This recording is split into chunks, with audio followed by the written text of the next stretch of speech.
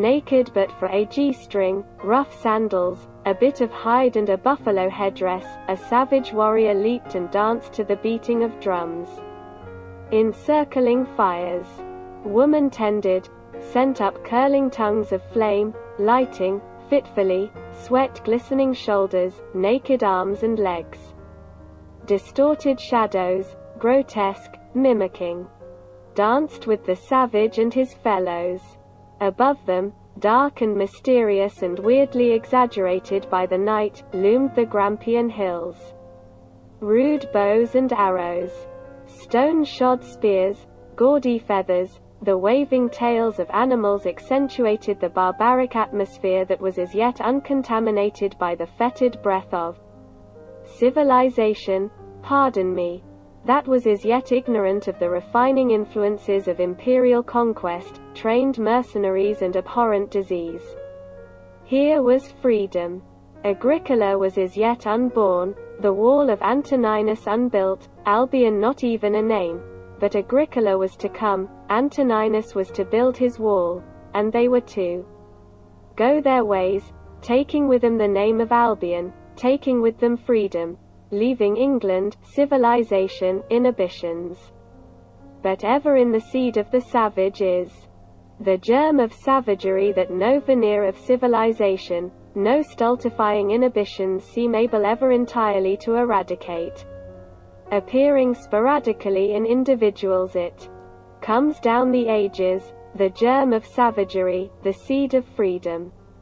As the Caledonian savages danced through that long-gone night, 1,000 years, perhaps, before the prototypes of Joseph Smith, John Alexander Dowie and Amy Semple McPherson envisaged the Star of Bethlehem, a new sun looked down upon the distant land of the Athapascans, and another scene, American Indian savages. Naked but for a G-string, rough sandals, a bit of hide and a buffalo headdress, a savage warrior moved silently among the boles of great trees. At his heels, in single file, came others, and behind these squaws with papooses on their backs and younger children tagging at their heels. They had no pack animals, other than the squaws, but they had little to pack. It was, perhaps, the genesis of that great trek toward the south. How many centuries it required no one knows, for there were no chroniclers to record or explain that long march of the Apaches from northwest Canada to Arizona and New Mexico, as there have been to trace the seed of the Caledonian savage from the Grampian Hills to the New World. The ancestors of Jerry Macduff had brought the savage germ with them to Georgia from Scotland in early colonial days, and it had manifested itself in Jerry in two ways: filled him with a distaste for civilization that urged him ever frontier-ward, and mated him with the granddaughter of a Cherokee Indian, in whose veins pulsed analogous desires. Jerry Macduff and Annie Foley were, like nearly all other pioneers, ignorant, illiterate, unwashed. They had nothing of the majesty and grandeur and poise of their savage forebears. The repressive force of civilization had stifled everything but the bare, unlovely germ of savagery. They have little to do with this chronicle, other than to bring Andy Macduff into the world in a dilapidated wagon somewhere in Missouri in the spring of 1863, and carry him a few months and a few hundred miles upon the sea of life. Why Jerry Macduff was not in one army or another, or in jail, in 1863, I do not know, for he was an able-bodied man of 30 and no coward, but the bare fact is that he was headed for California along the old Santa Fe Trail. His pace was slow, since dire poverty, which had always been his lot, necessitated considerable stops at the infrequent settlements where he might earn the wherewith to continue his oft-interrupted journey. Out of Santa Fe, New Mexico, the Macduffs turned south along the Rio Grande toward the spot where the seeds of the ancient Caledonian and Athapascan warriors were destined to meet again for the first time, perhaps, since they had set out upon opposite trails from the birthplace of humanity in the days when ferns were trees, and unsailed seas lashed the shores of continents that are no more. Changed are the seas, changed are the continents, changed the mortal envelope that houses the germ of humanity that alone remains unchanged and unchangeable. It abode in the breast of Go-Yath-Thley, the Apache, and, identical, in the breast of Andy Macduff, the infant white. Had Andy's forebears remained in Scotland, Andy would doubtless have developed into a perfectly respectable caddy before he became a God-fearing, law-abiding farmer.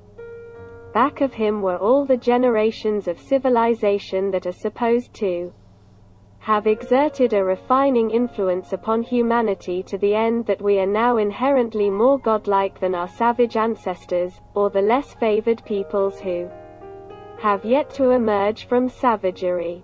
Back of Go-Yath-Thley there was no civilization.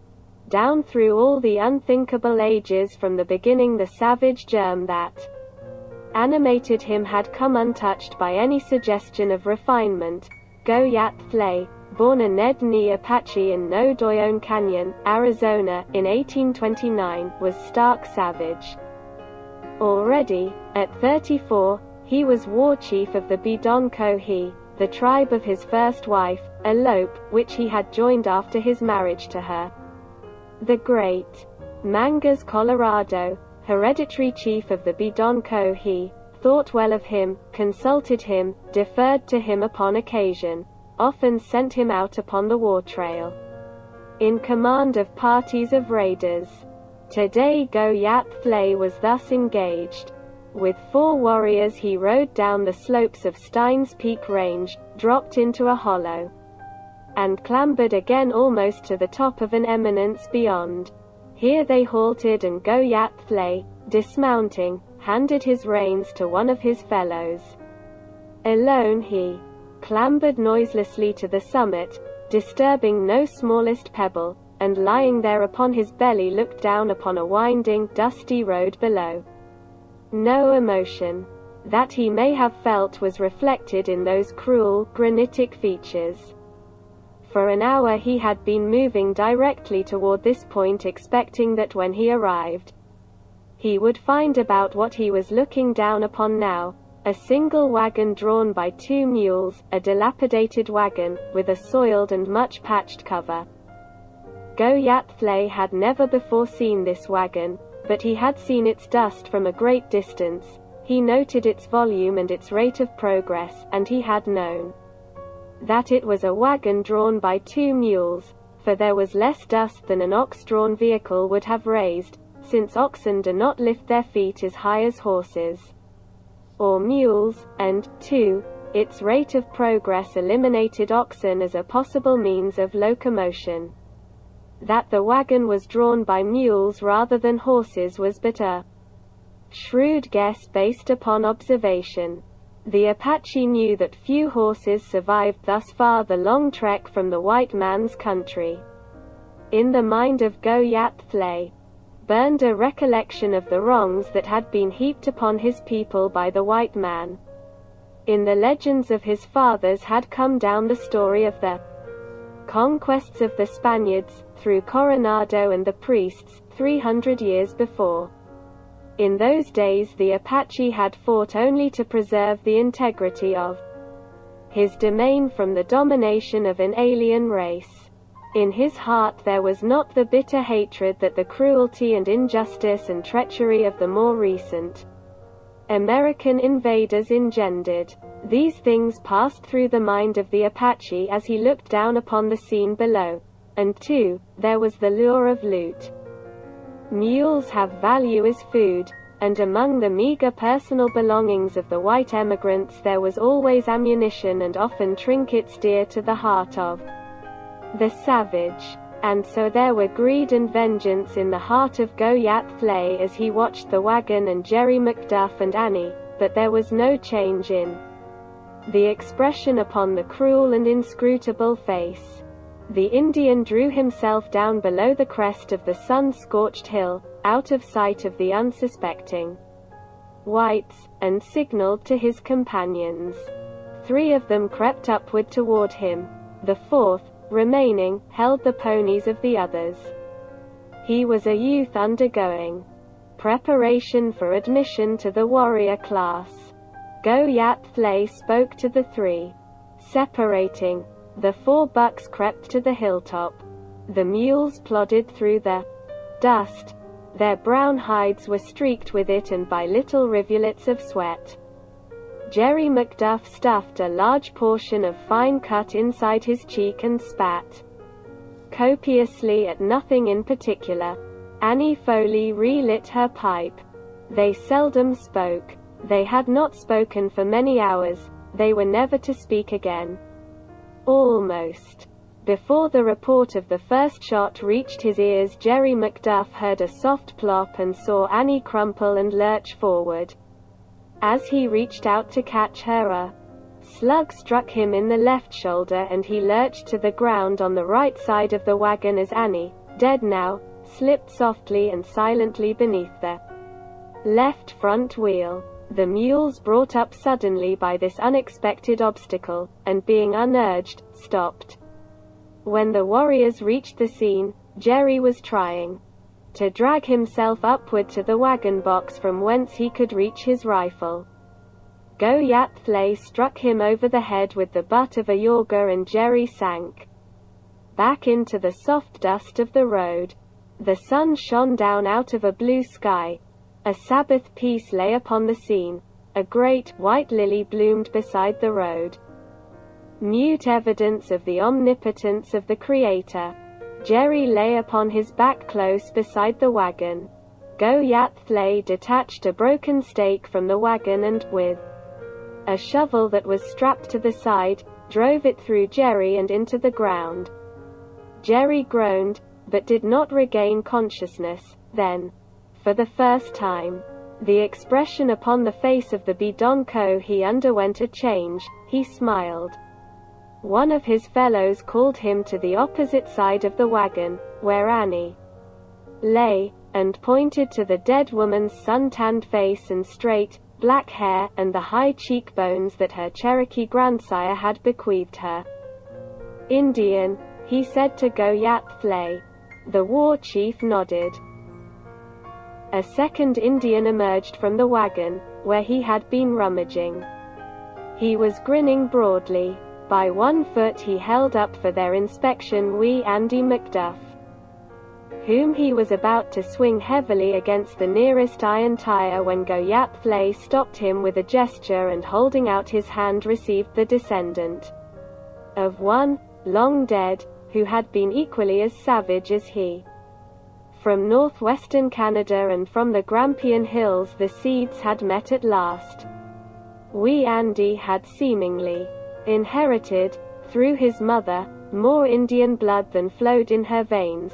At least he looked more an Indian than she, with his round face, his big, dark eyes, his straight, black hair.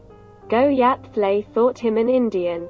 Upon no other hypothesis can be explained the fact that instead of destroying him the savage chief carried him back to the hogans of his own people, notwithstanding the grumblings of Jew, who had wished to brain the spawn of the Pindar Likhayi. Thus, in the dome-shaped, thatched brush hut of Go-Yat-Thley, in the arms of sons Era, his youngest squaw, ended the life history of Andy McDuff and began that of a nameless, little Indian baby. That night to the camp of the Bidonko he and the Ned Nee came a runner from the headquarters of the Rio Mimbres. For over 100 miles he had come on foot, across parched desert burning beneath the fiery rays of Chigo Naa, and over rugged mountains that no horse could travel, in 16 hours. Moccasins, of heavy buckskin with the toes turned up at right angles and terminating in a disc an inch and a quarter in diameter that formed a part of the rawhide sole, protected his feet and legs from the sharp stones and the cactus. A narrow headband of Apache tanned doeskin kept his long black hair from falling across his eyes. These and a G-string were his apparel. some parched corn and dried meat that he had carried he had eaten on the way. And he had drunk a little water from a bottle improvised from a piece of the large intestine a horse. The only weapon that he carried was a knife. His body glistening in the firelight, he stood before the warriors who had quickly gathered at his coming. He glanced about the circle of grim faces surrounding him. His eyes, passing over the features of Ju, chief of the Nedni, and Mangas, the 18-year-old son of the chief of the Bidon-Kohi, stopped at last upon those of Go-Yat-Thlay, the Yawner. By Erla the Chokon-En bring bad news to the Bidon-Kohi, he announced. From Fort McLean he brings word that Mangas, Colorado, chief of the Bidon-Kohi, is dead. From among the squaws and children gathered behind the warriors arose anguished wails. The wives and children of Mangas Colorado had heard tell the Bidon-Kohi how their chief died, said Go-Yat-Thlay. The hearts of the White Eyes are bad, continued by Erla. With smiles upon their lips the soldiers of the Great White Father came to your camp, as you know, and invited your chief to a council. With 4 warriors he went, trusting to the honor of the Pinda-Likyi, who are without honor, and when they had come to the fort, where there are many soldiers, the 5 were seized and thrust into a hogan with strong doors and iron bars at the windows, and at night soldiers came and killed Mangas Colorado. Cochise, chief of the Chokon-En, heard of this and sent by Erla to his friends the Bidon-Kohi, for his heart grieves with the hearts of his friends. Great was the love of Cochise for Mangas Colorado. This word, too, he sends to the Bidon-Kohi. Wide is the war trail. Many are the warriors of the Chokon-En, filled are their hearts with rage against the Pinda-Likyi. If the Bidon-Kohi take the war trail for revenge, the warriors of Cochise will come and help them. A savage rumble of approval rolled round the circle of the warriors. Cochise takes the words of Ju from his mouth. Thus spoke the chief of the Nedni. Ju, with his warriors, will take the war trail with the Bidon-Kohi against the White Eyes. That night the warriors of the Bidon-Kohi sat in council, and though Mangas, son of Mangas Colorado, the dead chief, was present, Go-Yat-Thlay was elected chief, and the next morning smoke signals rose from mountain peaks 100 miles apart. Go-Yat-Thlay was calling his allies to him, and Cochise, the great chief of the Chewikaway Apaches, was answering the call, and bloody were the fights that followed as the relentless avengers, following the example of the foe, took toll of innocent and guilty alike. But of all this wee Andy Macduff recked naught. His big, brown eyes surveyed the world from the opening in his TSOCH, in which he rode fastened securely to the back of Sun's ERA. He gurgled and smiled and never cried, so that Morning Star and Go-Yat-Thlay were very proud of him, and he was made much of, as are all Apache babies. Back and forth across New Mexico and Arizona, beneath blistering sun, enduring biting cold, drenched by torrential rains, Andy jounced about upon the back of Morning Star and laughed or crowed or slept as the spirit moved him, or in camp, his TSOCH suspended from the bough of a tree swayed gently with the soft evening winds. During that year his little ears became accustomed to the cry of the coyote at night, the sudden ping of the white man's bullets, the wild war whoops of his people, the death shrieks of men, and of women, and of children. And the next year he made his first descent upon Old Mexico. Upon that raid, in 1864, the Bidon-Kohi brought back live cattle for the first time, but it was grueling work, caring for the wounded and keeping the cattle from straying, for the Apaches were on foot. So the following year Go-Yat-Thlay organized a mounted raid into Sonora. but this time the women and children were left at home. However, wee Andy was busy learning to walk, so he did not care.